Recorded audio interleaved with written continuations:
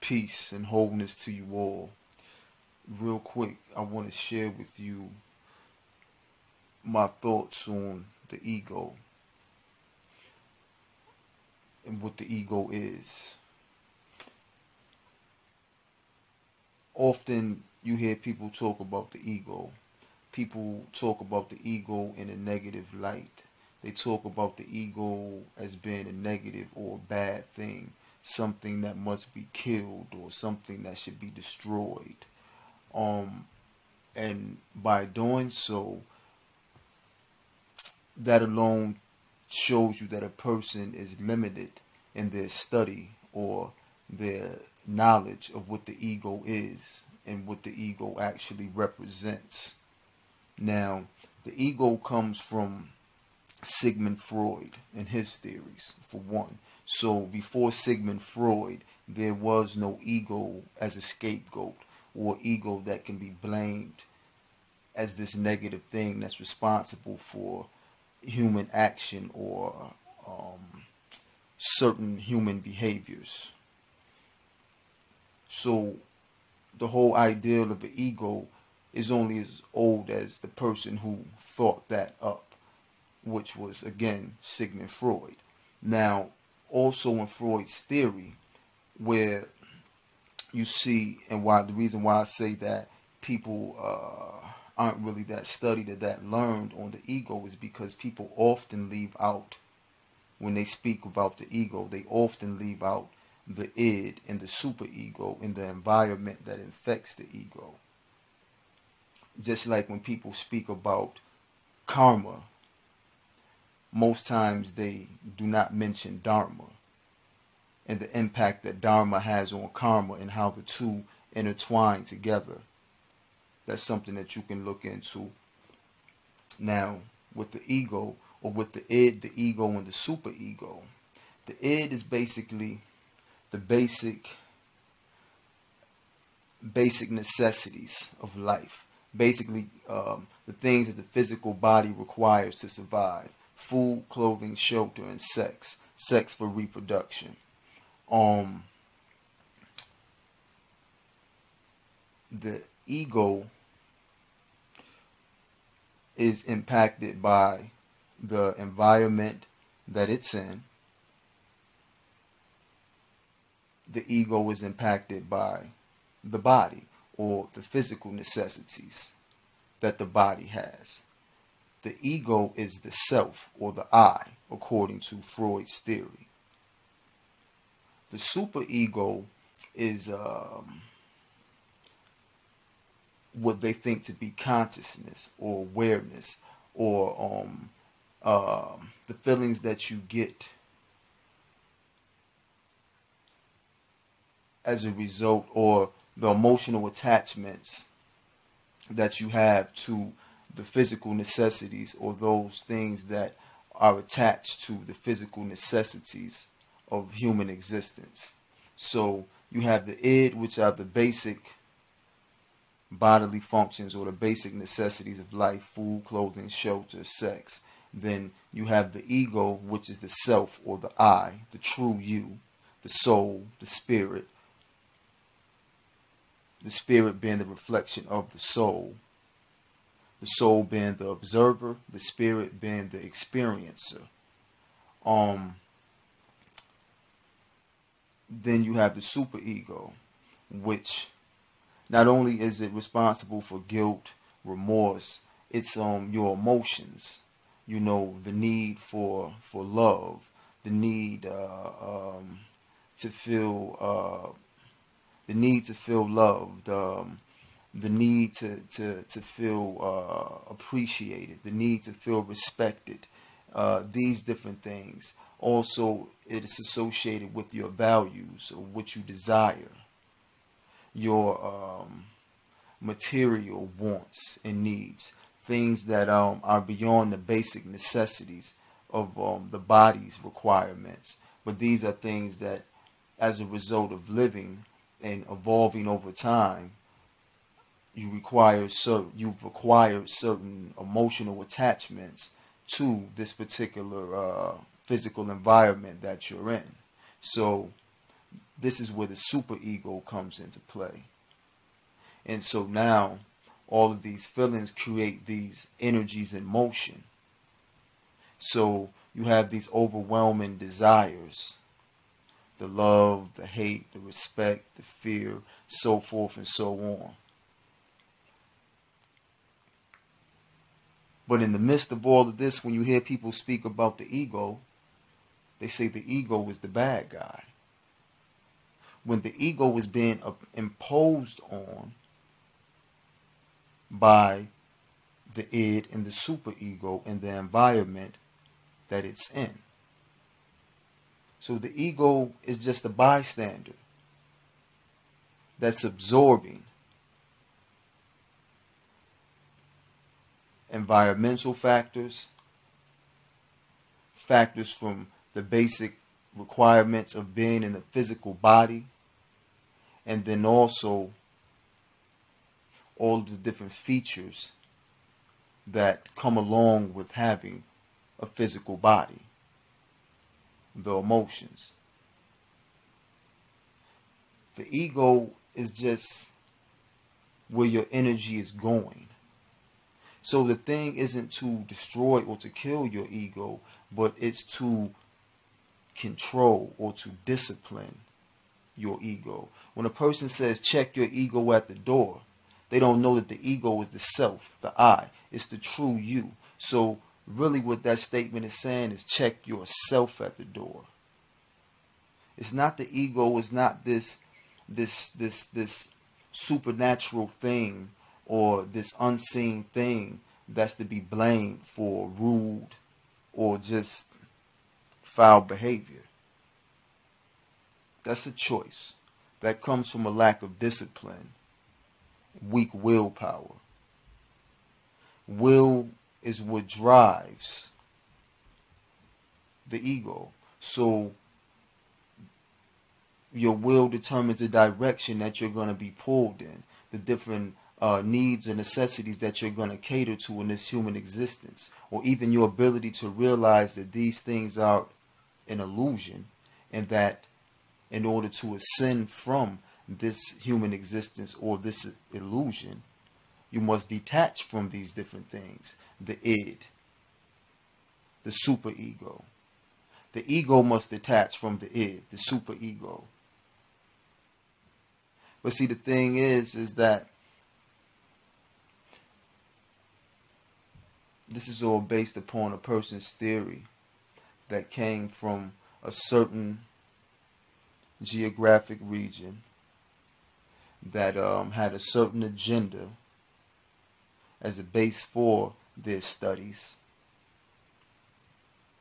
and a limited perception.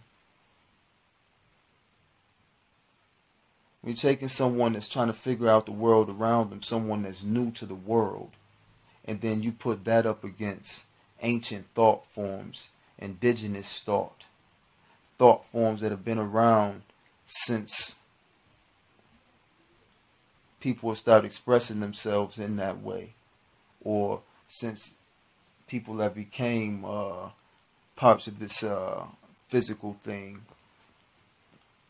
So if you have thought that predates the author of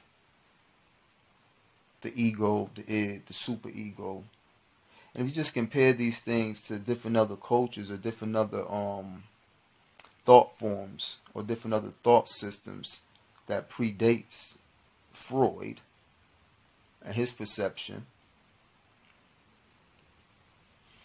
you may get a clearer understanding. Now, any of you that aren't familiar with Sigmund Freud or familiar with his teachings or his theories about the id, the ego, and the superego, you should look into that. Because there are a lot of people that are using these words, they're cliche phrases that people are using, and they're throwing out there, and they're misleading people. People are being led in the wrong direction. These people are miseducating people based upon their misperceptions or their limited perceptions because they did lazy work. But everyone wants to be a teacher. Everyone wants to be a guru, a sage, a seer, a healer, so forth and so on. Know thyself, and know thyself well. Knowing yourself and being real with yourself, you know when you're ready. You know what you can and what you can't handle. But work on yourself first. Figure it out yourself. Do the knowledge yourself first. Before you take a bunch of information that you're excited about and you go and run off and try and spread it to other people like it's something that's concrete and that they should base their foundation off of this. It's misleading, and you're making yourself accountable for other people's ill will. And you don't even have to put that on yourself, because you don't even have to put yourself in that position to try and do that. Now, so again, the id, the ego, and the superego can be summed up to the id being the physical body, the ego, like I said, being the self, the I, the soul, the spirit, and the superego being your emotions or your psychological attachments, the things that keep you emotionally attached to humanity, which emotions are all psychological anyway, and emotions are just energies and motion. The psyche is determining which direction this energy and motion is flowing, or the distance between the soul and the spirit, the distance between the reality and the illusion.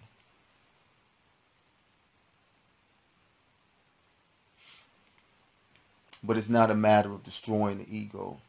If anything, people should be talking about destroying or killing or eliminating the factors or the things that are imposing upon the ego, not the ego.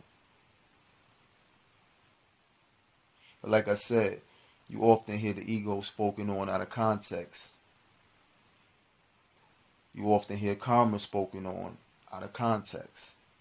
People talk about karma, or cause and effect, but they don't talk about dharma. So people talk about the law of attraction, but they won't talk about the law of being. You can't take someone's theory or take like a school of thought and only take one phrase or one term from it and just play off of that without incorporating the other factor, because you're missing work, you're missing pieces to this puzzle, you're missing dots that need to be connected. So to talk about karma but not even acknowledge dharma or even know what dharma is, you're doing a disservice to yourself. You're dishonoring yourself, your growth and your journey and your travel. You're doing lazy work, expecting great progress, and it's not going to work that way. This is where the confusion is going to come in. This is going to bring more pain, and this is going to bring more attachment to the illusion.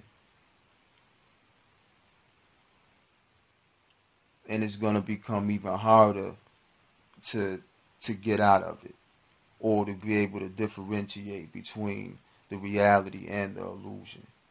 Because the reality exists behind the illusion. But how many illusions are there? How many illusions are in front of you? How many illusions will you face before you get to the illusion that the reality is actually hidden behind? Is there a physical illusion, a spiritual illusion, and then reality behind that? The people aren't asking deep enough questions. You know, people are asking questions to get to a certain point, and they're satisfied with that because it's what best sits with their emotions. You know, it's something that caters to their emotions, or something that best complements their emotion or their emotional state at the time. And you have to look at it from a logical perspective. And if you're seeking enlightenment, then you're constantly going to keep digging and digging and digging to find new light. You know, you're not going to get satisfied with just scratching the surface, seeing a little bit of light. You're going to want to keep digging and digging and digging deeper. Okay, you start to see the roots, but now you want to get to the very bottom of the root.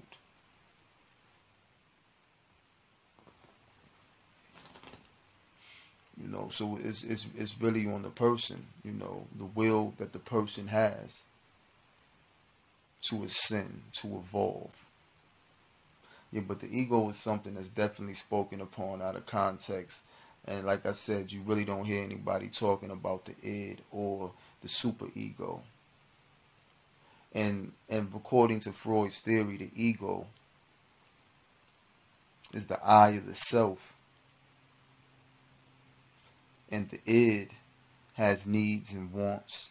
And the super ego has needs and wants, feelings and emotions that keep you attached to the needs and the wants.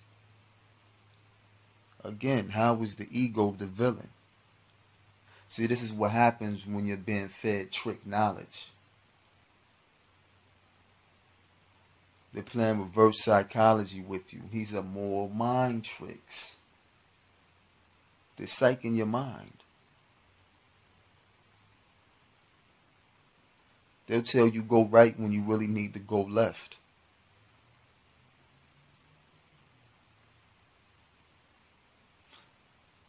That applies to all things when you're living in the world of opposites. It's not selective. We don't just pick and choose. But see, the emotional dilemmas, the emotional blockers, or the moral dilemmas, that's when the dogma comes into play. It's when the moral dogma comes into play, and it creates these moral dilemmas or these emotional dilemmas, and that furthers our attachment to the illusion. But no, it's not the ego that's the villain that needs to be killed or destroyed or attacked. It's the illusion of humanity. Often people refer to the matrix and unplugging. Okay, we'll view it as the system. And the system is what needs to be attacked. The programmer, the architects. These are the things that are creating the simulations or the distractions.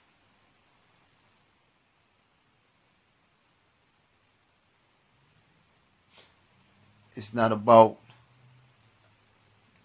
the actual individual that's been a bystander in all of this, that's been impacted by all of this. Because a lot of them don't even know what's going on behind the workings. They don't know what's going on behind the scenes. So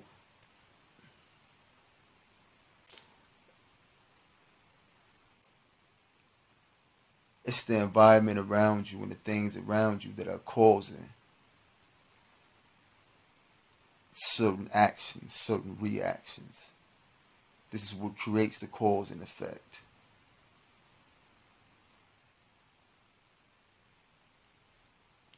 But again, it's all about discipline, self-control.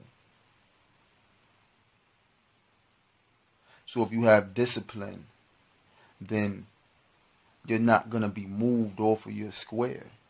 So these outside factors will no longer be a force, or will no longer be something that takes you off course.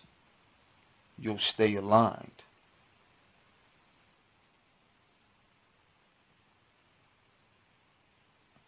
You know, you often hear people say things like, be in the world, but not of the world.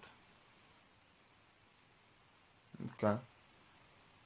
But do people really know what that means, or is it just something cliche to say, that something people like to hear to say? Is it just fluff?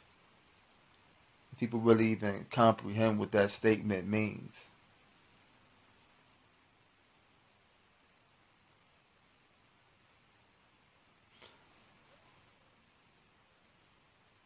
To be in the world, But to not be of the world is to experience, or to know that you experience, but you don't become the experience. You learn from the experience, but you do not become the experience. That's what it means to be in this world, but not of this world. So, like I said real quick, I just wanted to touch on that and give a little more light, or give more light to the subject of the ego, and also introduce those, or to people who aren't familiar with or never heard of, the id and the superego. And also to let people know that the ego isn't the bad guy or the villain, and it shouldn't be attacked. If anything, if you're going to go by that theory, Freud's theory, you should be more upset with the id and the superego than you are with the ego.